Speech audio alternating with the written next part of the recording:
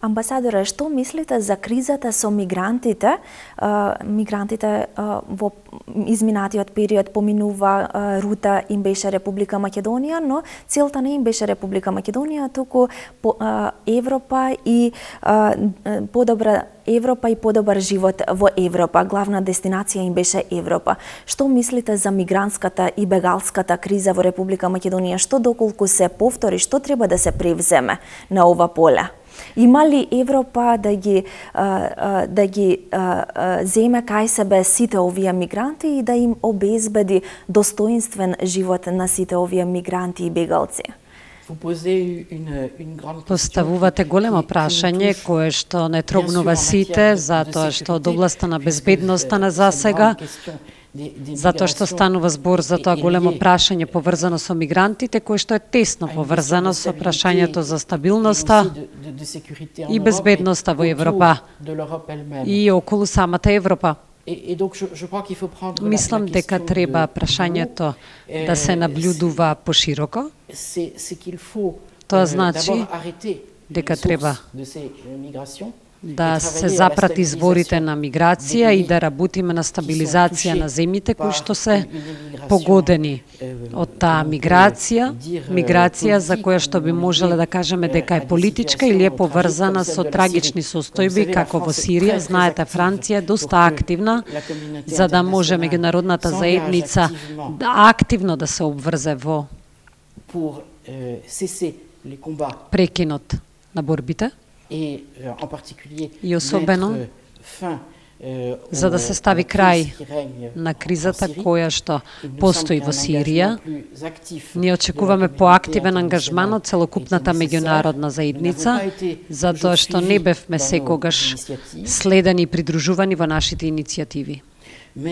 Но ќе продолжиме да обстојуваме на тој фронт за да го постигнеме мирот. А што се однесува на населението кое што беше погодено, ќе ви кажам дека тие имаат право на нивна заштита и тоа право треба да се спроведува во внатрешноста на европскиот простор според критериуми кои што нема да бидат диктирани од индивидуалниот егоизам на државите, туку преку споделување, но исто така ќе треба и да правиме разлика помеѓу оние кои што бегаат од навистина нечовечки состојби, од оние кои што нели посакуваат без никаква причина да ја напуштат својата земја и кои што навистина се повикани од просперитетот или надежта за подобар живот, кои што се разбирливи причини, но овде сепак станува збор за нешто што е поразлично. И за третата точка ќе кажам дека помеѓу тие мигранти треба да бидеме сигурни дека нема да се најдат лица кои што имаат криминални проекти насочени против нашите држави. И поради тоа соработката е навистина од суштинско значење со сите засегнати земји. Навистина ние го почитуваме ангажманот на Македонија и уште еднаш ќе кажам дека сме длабоко убедени дека земјата треба да добие и индивидуална поддршка од земјите, но и поддршка од Европската Унија во однос на соработка и помош преку Фронтекс, ОПСЕ или други меѓународни организации. Македонија не е сама во ова. Македонија има евроатлантски аспирации и треба ние уште од сега пред време да реагираме во тие услови кои што се доста тешки и со кои што Македонија требаше сама да се соочува и навистина ги почитуваме сите активности кои што ги спроведуваат македонските власти за оваа криза. Од друга страна, Македонија и покрај 7 препораки од Европската Унија, од Европската комисија, Таа е надвор и не сме се уште влезени во Европската Унија само поради една земја, тоа е спорот со нашиот сосед Република Грција. Како Франција е вклучена, дали може Франција да се вклучи и дали вие знаете некој модел како да се надмине овој проблем со нашата соседна земја, со Грција? Можно ли е решение на овој проблем со спорот со името во идниот период и кој е официјалниот став на Париз за ова прашање за проблемот со името? Може ли во идниот период да се надмине овој проблем? Како вие ќе ни помогнете? Има ли да ни предложите можеби некој француски модел за полесно и побрзо да се реши и да се надмине овој проблем со Грција? Би можел шегобино да ви одговорам. Не имаме Британија, но исто така сме и добри соседи на Велика Британија. Но тоа не е решение кое што ви го предложувам, нели? Ова состојба е за жалење, но предизвика и голема штета, тоа го знаеме. И тоа е една од големите потешкоти, да ги видиме две пријателски земји кои што навистина се поделени поради еден спор кој што премногу долго постои и кој што им штети на засегнатите народи. Во овој момент се прават напори, двете влади повторно го превзедоа патот на преговори. Постои нова клима која што се создава со доста храброст од двете страни и постои политика на превземање на мали чекори и се разбира дека нашата надеж е таа да може да се направи голем чекор. Но тоа зависи од самите две држави. Прашањето за името е прашање кое што е чувствително прашање и кое што има, се разбира, политички последици во земјата. И ќе треба да почнеме, мислам, почнувајќи со тоа што ќе ги разбереме потешкотиите на другиот. И потоа не ќе треба да се затвориме во тој конфликт кој што наликува на конфликти кои што понекогаш ги има соседите и секогаш го забораваме предметот на конфликтот за да не го потхрануваме уште повеќе. И тука со задоволство забележувам, но и со голема надеж дека двете земји одлучија да продолжат по пат кој што е патот на компромисот, разговори, но исто така и потрага, вистинска потрага по решение. И навистина со нетрпение го очекуваме резултатот. Ќе дојде ли до промена на името на Република Македонија? Што доколку Македонија го промени името? Што значи тоа? Јас не сум член на преговарачкиот тим. Кои се бенефитите за земјата од станувањето на дел од Европската Унија за Република Македонија и кои француски искуства можат да бидат применливи за македонската евроинтеграција? Нашата поддршка на тој пат кон Европа се наоѓа во целокупната активност која што ја спроведува Унијата, затоа што ние даваме свој допринос во висина од 20% на сите придружни мерки кои што се превземени, но остануваме и доста активни во доделување на техничка помош. Ние имаме техничка помош кој што го советува вашиот заменик на председателот на владата за европски прашања, кој што постојано е присутен кај него години наназад. И посакувавме исто така неговата активност да биде што подобро искористена.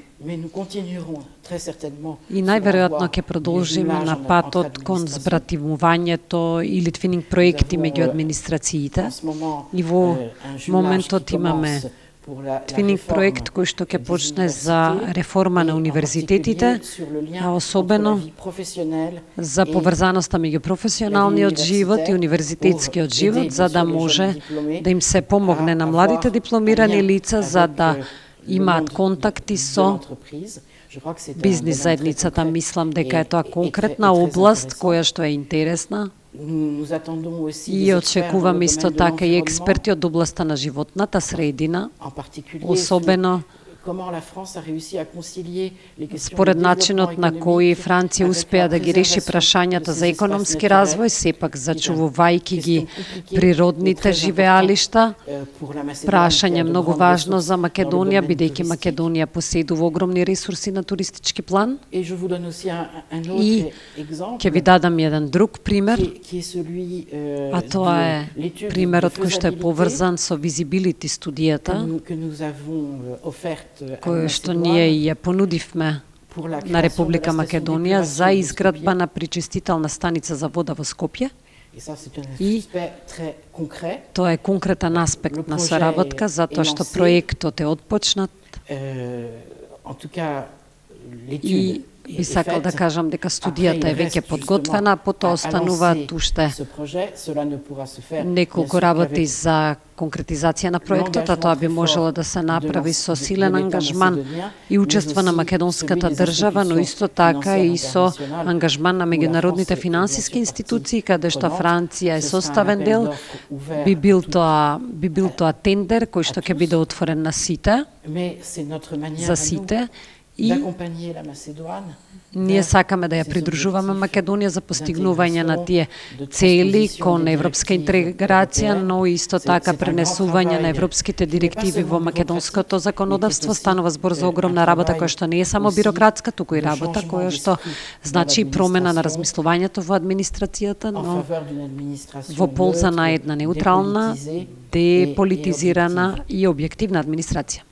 Франција е земја која што ги негува на многу високо ниво културното наследство, творештвото, манифестациите, сите културни настани. Еве да ни кажете што да очекуваме на културен план, што подготвувате и каква е соработката на Република Македонија и Република Франција на културно поле? Тоа е област која што е многу важна за нас, затоа што имаме вистинска размена, богатството на вашата литература, и тоа современа литература и книжевност е доста почитувана во Франција. Голем број од вашите амбасадори, мислам пред се на господинот Плевнеш, се личности кои што се составен дел од францускиот културен живот, а во исто време се и дипломати. Навистина ја немаме ние таа можност се уште да испраќаме големи писатели како амбасадори овде во Скопје, но вие ни ги испраќате најдобрите од вашите интелектуалци. И со тоа се создава на вистина една силна мрежа. Имаме и неколку приоритети. Првиот приоритет е француската кинематографија со фестивалот кој го организираме во Охрид, кој што е доста познат и ќе продолжиме во таа насока. И на тоа поле посакувам да има и европска и регионална димензија во соработката, особено по Парискиот самит, во кој повторно се повтори приоритетот за европска интеграција на сите земји од Западен Балкан. Навистина конкретно размислувавме дека од областа на младите и културата да се донесе специјална мерка беше најсоодветното нешто, а тоа основањето на канцеларијата Рајко, што значи регионална канцеларија за соработка на млади, која што ќе возможи движење на младите со поддршка на француско-германската канцеларија за млади, затоа што, како што знаете, станува збор за институција која што одигра огромна улога по војната за повторно запознавање на нашите две земји. Посакуваме не само францускиот јазик да биде жив јазик, туку посакуваме и да бидеме дел од една регионална рамка и европска рамка.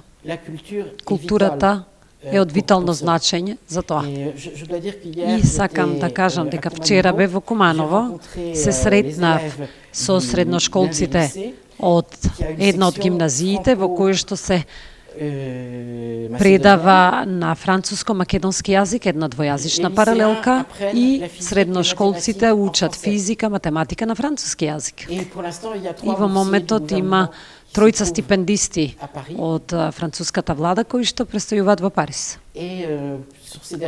И последните години ќе кажам дека повеќе од 10 од нив успеале да го продолжат своето образование на студии во Франција.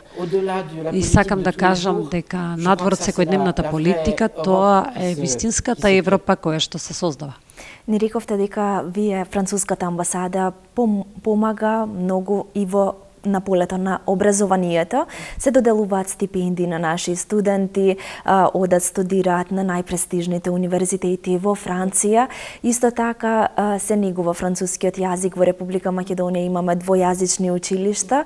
Ќе продолжите ли со овие активности на промоција и изучување на францускиот јазик во Република Македонија, но и да ни кажете кои други активности, но и проекти ќе ги поддржи француската амбасада во наредниот период во Република Македонија. Што да очекуваме, на што ќе работите вие? Можам да ви дадам два примера. Сега ќе заминам да го отворам универзитетскиот саем, каде што повеќе неколку француски универзитети ќе им ги понудат можностите на македонските средношколци за студирање и ние доделуваме неколку стипендии. И во месец ноември ќе организираме важна активност, а тоа е форум за млади, кој што ќе ни овозможи да ги подготвиме идните активности за мобилност на младите, затоа што ние ќе се обидеме и да ги сослушаме, но исто така и да им понудиме одреден број на активности. И за нас тоа е многу важно да може да ги сослушаме младите од Македонија, затоа што тие се доста живи и представуваат надеж на земјата. На нив сигурно им е потребен отворен прозорец кон надвор.